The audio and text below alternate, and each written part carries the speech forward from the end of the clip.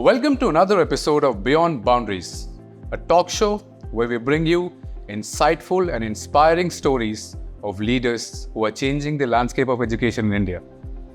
Today, I have the privilege of hosting a remarkable leader who is an engineer, an MBA, an entrepreneur turned edu leader. He transitioned into school education 10 years ago, taking the role of the director at Shiva, Shiksha, Sadan, a school that he holds as dearly as an elder sibling. Under his leadership, the school has won the Best School Award in Haryana 2023, and in 2022, his school was recognized with the Best School Award, which was graced by the President of Mauritius. His vision is to transform student development from mere academics to holistic growth, and this year, he celebrated the Golden Jubilee of Shiva Shiksha Sadan. So, it is an honor sitting with you. Yes, sir, here. Thank you. So, let's start with the good old days. From walking down the corridors of the school and now heading it as the director. How has this journey been for you, and how has you seen your elder sibling develop over the years? It has been a proud for being a Shivian. And this proud does not only pertain to me. There are many families, many Sonipat, the civil society of Sonipat, many of them wants to be a part of Shiva. So being Shivian is a proud for many of us, and I am one of them. Since my childhood days, if I turn back and have a look of my school day, the school has evolved a lot, but the values and ethos have remained same. The passion we used to carry in the days while I was a student is same that we are carrying still. So in terms of a progressive journey, yes, we are fortunate that we have evolved a lot. In terms of ethos, we are fortunate enough to keep them alive after 50 years of this journey. That's amazing. So you're still grounded, and the roots are still instilled and joined by the values that you share with your family, and now being, adding that to the school. Perfectly, yes. So you have made a significant career shift from being a computer science engineer to earning your MBA from IIM Lucknow, and now being the edu leader at Shiva. How has this transition been for you? See, Shiva has always been in the blood, in the talks, in the mind, on the mind, everywhere. So even if I was pursuing my career as a professional engineer, being consulting to many of the institutes, universities, as a partner with HP for providing servers, storages, Wi-Fi campuses and this, that. And we used to do all that stuff for Shiva also in those times. So Shiva has never been off the plate. So Shiva has always been the priority. Even while I was doing some manufacturing stuff for a couple of years, many a days of a week were spent over here to take care of this elder sibling, as you mentioned. And the transition, I'll not say it as transition, it is a journey wherein I found that the inherent me has also developed as Shiva, like my father. So this is not a journey, this is the destiny I have met. And I'm really happy that I'm being able to take care of this wonderful ecology called Shiva Shiksha Sadan. So thank you for the answer, sir. So during the different phases of your life, being an engineer, then doing your MBA, earning that master's, then going into manufacturing with IT equipments, who was your biggest supporter, or who all supported you or guided you during these transition or these phases of your life? See, my father is a perfect mentor, a hardcore trainer, my guru, my everything. So he mentored me in such a way that it was not really visible, but things were happening as and how he wanted me to develop.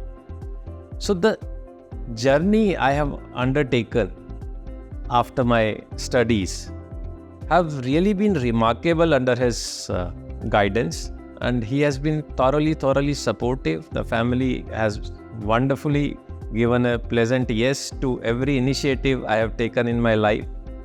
And I am really blessed to have such a family and such a mentor in my life. So no matter what decision you made, right or wrong, your father was backing you up all the time, giving you a guidance as well, like, tweak this a little.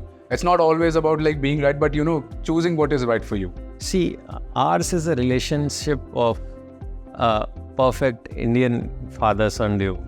So it's less about discussion. It's about either he says a yes, and then you have to do and then you have to do it. or he'll tell me what to do. So there are no tweaks. So most of the time he agrees to what I request for. And in case he's not happy with what has been requested, I'm glad to choose my way as guided by him. So isn't that how it's supposed to be? You have that guiding force behind you. You get that guidance where to go. Or sometimes, in life we get directionless. We don't know even if the decision that we are taking is right or wrong. And backing from such a figure in your life, you have that boost that confidence boost in your journey. That's very true. As I mentioned, I have been very fortunate. See, the developmental journey of Arun Bansal as a human being has been such that I perceive that the time in my life is very short for what I need to do. So there are a lot of changes, lot of developments I'm expected to undertake, or I envision to undertake, especially in the sphere of education. And there are no times. Lot of things to do and less time. No time. Yeah. So what was your childhood dream? So my childhood dream changed year on year as I progressed. At some point of time during my classroom when I was 5, I just wanted to be some sort of IAS, having a gunman besides me or something of that sort. As I grew up in my middle school, at some point of time I wanted to be a pilot while I undertook my first airplane journey. Then at some point of time, because my mother has been a wonderful teacher, she has always taught me inside classroom, inside home and everywhere.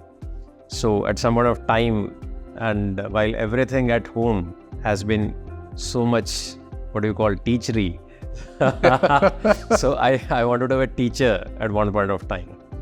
But this journey of being an educator, I don't find myself in a leading position. I find myself in a contributing position, and I always mention it to my peers. So that's the quality of a true leader. Even when he is leading, showing the path to others, he says that he is in a phase where he is contributing to others' success. Thank you for that statement, sir. So as an edu leader, what challenges did you face, or perhaps are still facing in this journey? Anything while there is a progression. So there are many things that you come across at some point of times which you foresee as challenges. But over my experience of 42 years of my age as of today, I've seen that these challenges make you very strong. And most of the times, these are there to make you a better person, to switch you to a better contributor to the society. As far as the recent challenges in the education domain that you are talking of, I would like to mention that the paradigm shift of new education policy is going to be a boon, and the society at large is not able to see what kind of entrepreneurs, what kind of scientists, what kind of aeronautical engineers we are going to produce after we gradually shift to. So new pathways are open now. Yeah, which didn't existed before. Yeah, but while the classroom has been set up in an old time switch, so this is one challenge. So we are having 40-45 students in a classroom, and if we need to take them to an experiential journey, the classroom load shall be little less. So these are few challenges we are seeing these days, and I'm sure we'll be able to manage them quickly over a period of time. So are you trying to reduce the class strength in your school, or is it something that has been implemented in your school? See, we have been fortunate that people like us so much that the school is packed to the capacity. And we have many third generation students with us. So their grandparents and now their parents and now their students. So we cannot obviously take down the intake immediately. But yes, there are ways that we are chalking down, something like increasing the number of resources in terms of... That's where your entrepreneur side come into the picture and how to expand this. Yeah, so rather than scaling down the number of students, we are trying to capacitate the team more so that every child gets his own share of tinkering. And gets that attention that they need. Yeah. So the team has been wonderfully looking towards the Western world, wherein most of the part of this NEP has already under practices. So we have been able to see many of the pedagogies which we can incorporate in India. And the team wonderfully, take cognizance of those pedagogies. We bring them here. We bring trainers from abroad who trains my team for a little longer period of time rather than usual. And then the team sits together, customize it in an age-appropriate, India-appropriate manner, and then we take it in the classroom.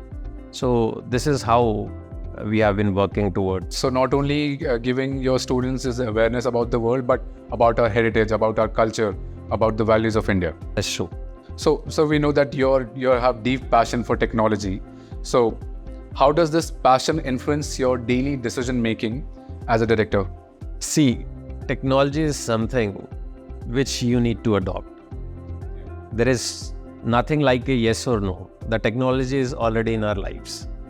We need to understand that as an educator, it is imperative onus of ours to rightly suggest the usage of that technology in our classrooms. So when I get up in the morning, many of the days I think, have we reached the stage of metaverse yet? No. How are we progressing? Where are we now? Then what are the transitions which are required while our classrooms will be a part of this metaverse? And what are the things that are going to sustain? What are the things that are not going to sustain? One of my favorite things as a technology leader is keeping the younger ones away from technology. Yeah, I don't like... That's a googly. I really do not like the pre-primary kids sitting all day long in front of their tablets. See, if we talk about the development, so you can see the fingertips. If we allow a child of foundational stages to use the keyboard multiple times a week, you'll see the fingertips will flatten away. So these are few nuances we need to take care of. What are the age-appropriate time while you introduce technology to the child? What are the right equipments for him to give? What are the right softwares to be used? So I think a lot of time that I give myself for tinkering or thinking over goes into the how we are going to embed technology in our classroom, to what extent. And I think we have been pioneers for doing so, and people look towards us. People know me personally as a technology leaders because I have consulted many of the institutions here while I was working for HP and while I was in technology domain. So people obviously look towards us. What is the prevailing technology in our classrooms and this, that. So we are very happy to be seen as technology leading school in the area. Can you recall a moment where you felt the most accomplished and rewarded as the director of the school? It was an international conference hosted by Intelligent Minds Group under the contiguity of Education Ministry of Mauritius, and there were like 20 countries who participated. There was representation from UK, London, There were people from Kuwait, many countries. There were people from Japan. And we were like 25 educators, a group of 25 school principals and school leaders. And I was fortunate to be chosen as the leader of that team. I led that delegation.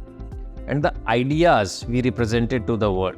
And people were like, India is going to be a superpower again with the kind of new education policy, the ways the new education policy has been suggesting. So I think having this trophy in my hand with so many edu leaders cheering me up and President of Mauritius himself praising the efforts was one of the moments where I felt this is one milestone which has been rightly achieved. That's great. That's great. So do you remember any of the ideas that you shared on that platform with our audience here? See, the most of the discussion was around NEP. So NEP was in the nuance stage. And education policy of Mauritius is also emerging on the same pace. So we were like seen as somebody who could greatly contribute. We even got an offer from Ministry of Mauritius to start a school there in Mauritius with the support of their ministry. So I think most of the parameters that our new education policy is suggesting, something like skill-based education, which is the requirement of today, rather than capacitating students with knowledge, capacitating them with skills is the right thing to do. So hands-on learning, focusing more on, how learn by doing it. Yes. So in your opinion, what makes Shiva, Shiksha, Sadan stand out from other schools? So I know one is technology. That I know. See, one, we are not standing out. We, as I mentioned, we have been a contributor and we contribute with our peer schools. We have a lot of respect for others who have been contributing in the same sphere. India has a lack of resources in public domain to educate children. So edupreneurs like me who have given their life, soul, money, family for this cause, I don't see them as competition. I see them as a dear contributor. So coming back to your question, how do we stand out? One, we have an edge that we are so loved by people that we are packed to capacity. So rather than doing some marketing stuff for students to lure for admission, we have more time to invest ourselves in their growth. Other parties, being myself a known of technology thing, we are able to import a lot of stuff. So for example, we imported some robots. These are modular robots we imported from Denmark recently. So which makes us the only school in India having such a capacity of robotic kits in our classrooms. And they have been wonderfully integrated with subjects like physics, maths, coding, and many more. So this is how people see us. The pre-primary team of mine has developed such a wonderful curriculum, which is exclusive, exceptional, and is the need of hour. So here in our school, we do not teach 26 letters of alphabet. Rather, we teach them through 44 sounds. So many a times you'll find my students running in the corridors, on the stairs to get the sound of. So my phonetics. Phonetics, the phoneme, you got it right here.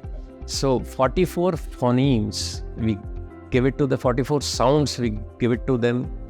And as they get like good with those, then the things progresses. Similarly, my team has been taking up CPA approach of Singapore for taking up maths. So it is not like 4 plus 4 is equal to 8.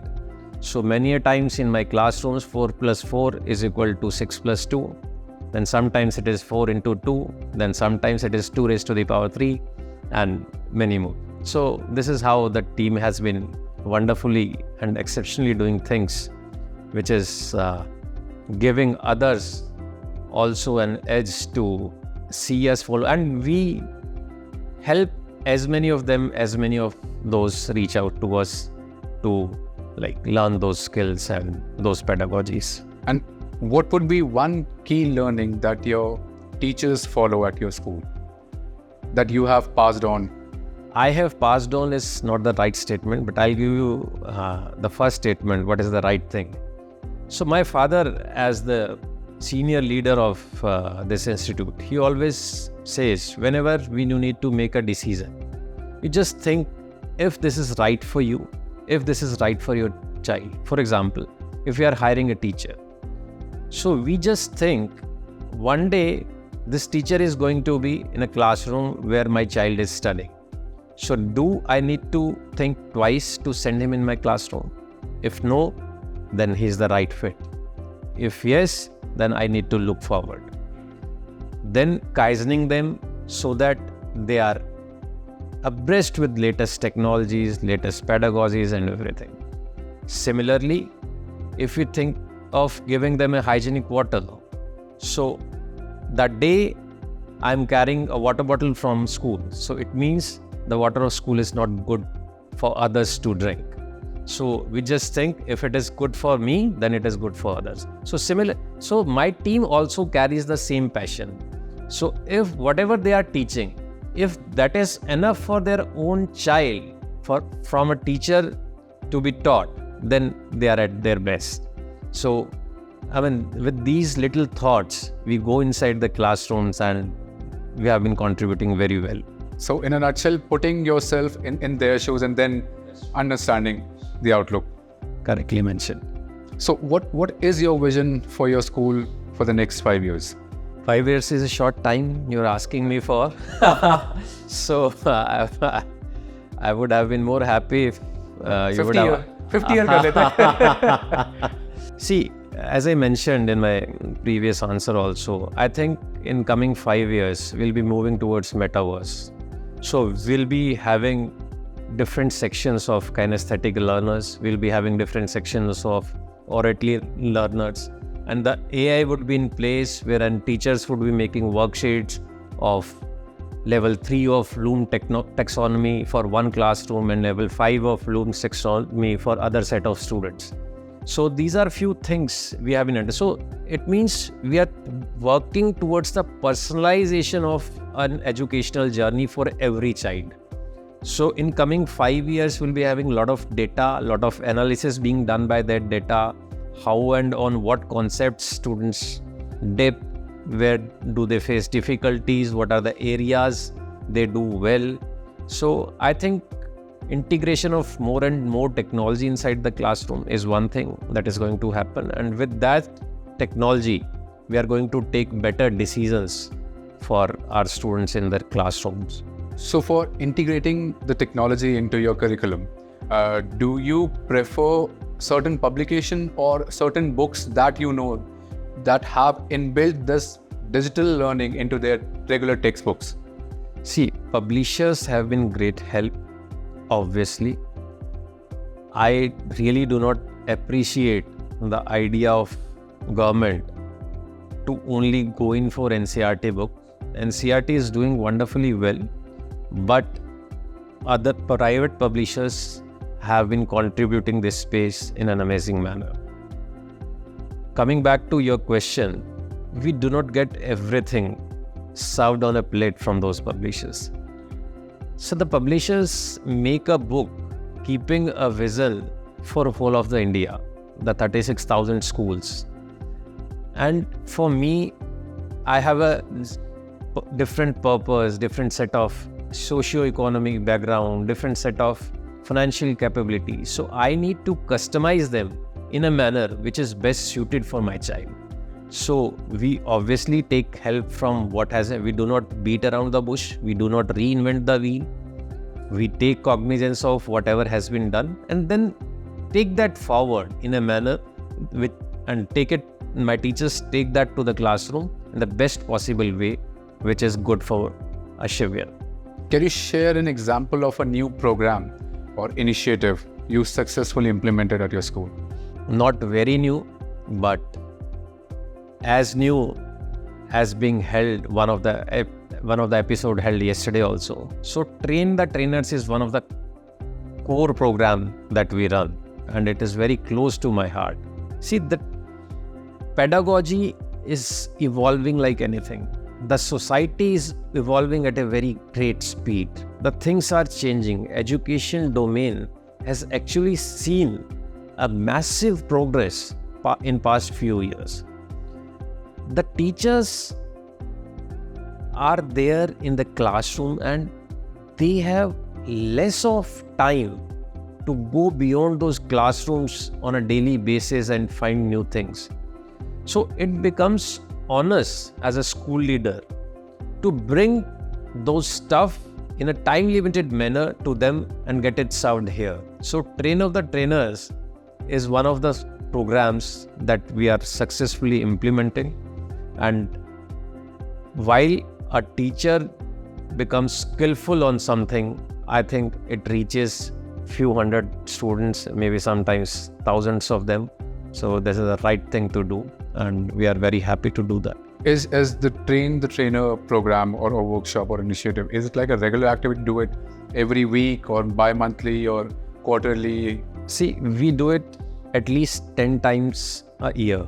So to my perception, at least 100 hours of training shall be done on an yearly basis. And we are able to manage it quite well during vacations and many days wherein we don't have students to cater to. And so you also have innovative clubs such as Beyond Academics, just like our show Beyond Boundaries. Could you tell us more about this initiative? Earlier, schools used to have houses for extracurriculars. And those houses used to do some certain activities and used to compete against themselves.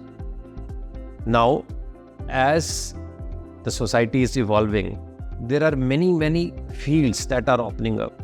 And Beyond Academics has taken such an extensive width and depth that which cannot happen on a large group. So, if a student is interested, say for example in photography, if there are 50 students who are interested for photography, so I think school shall have a photography club. Similarly, so we have clubs which are like catering to the communication needs. Many of them are interested in foreign languages, so they are taking care of it. Then we have Aryabhatta Club, who is taking care of students beyond curriculum for the numeracy needs.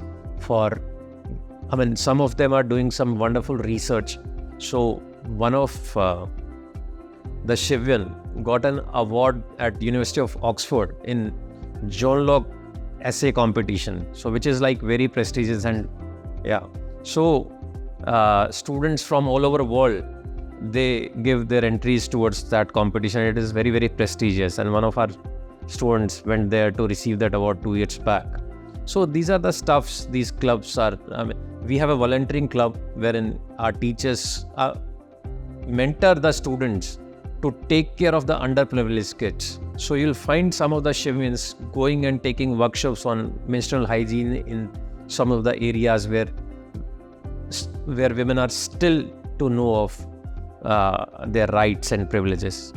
And then we have peer teaching club wherein a student takes care of other students in school, out school, underprivileged, all kind of settings.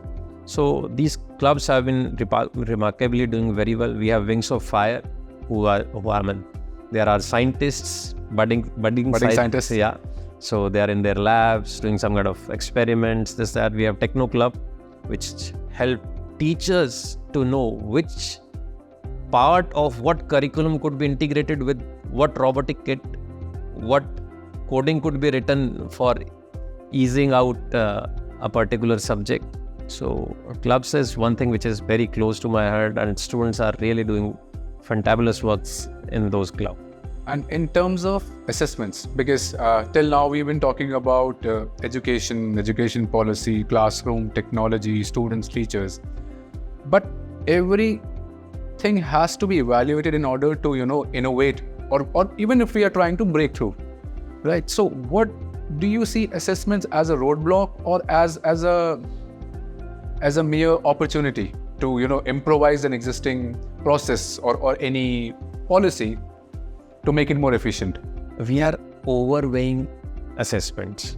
So it is nothing. It is part of the process. It is as good as a lesson being run in a classroom.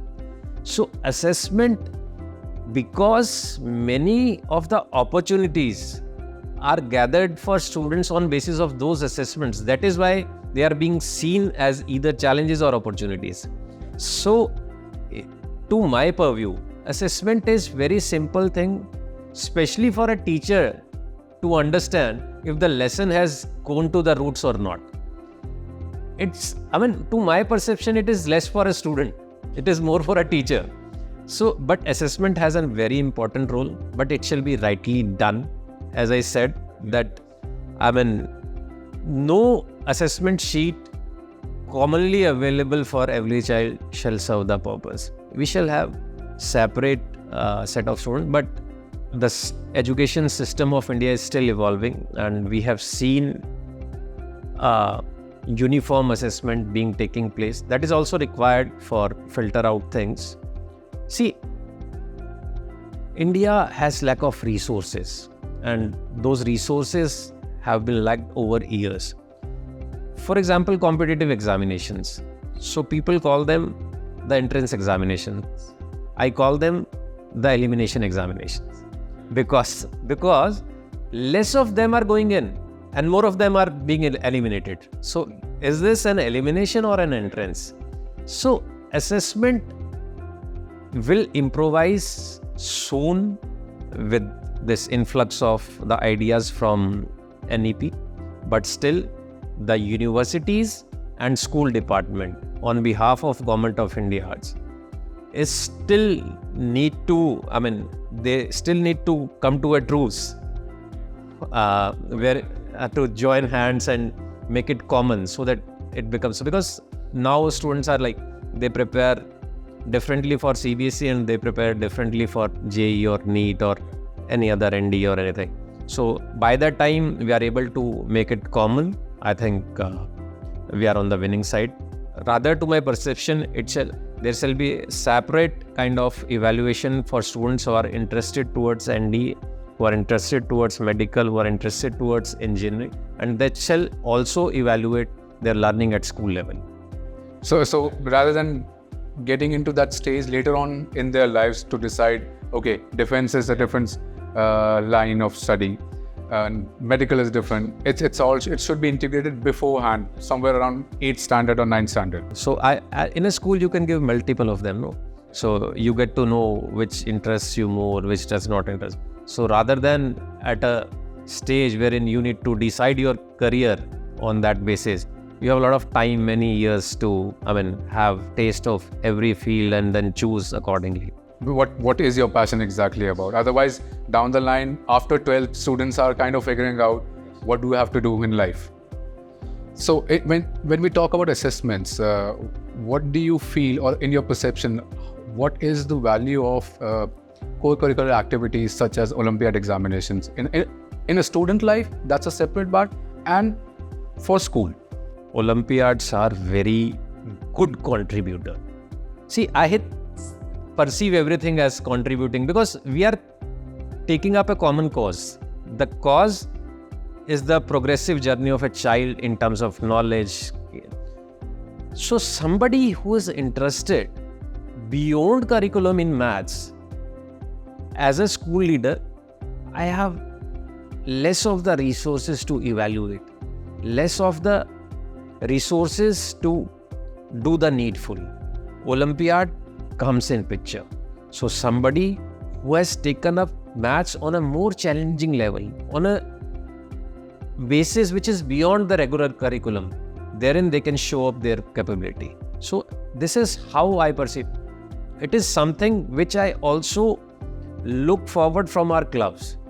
So anything which goes beyond regular curriculum, whatever is academic and beyond curriculum shall be tested through Olympiad. This is my take on that. So now as we head towards the end of this wonderful conversation, I would like to engage you in a rapid fire round. The questions will be rapid and I hope your responses will be full of fire. So, okay, let's start. Gift of knowledge or intelligence? Procuring knowledge. Being a director or engineer or an entrepreneur? Learner. Assessments in school or assessments outsourced? I think mix of those.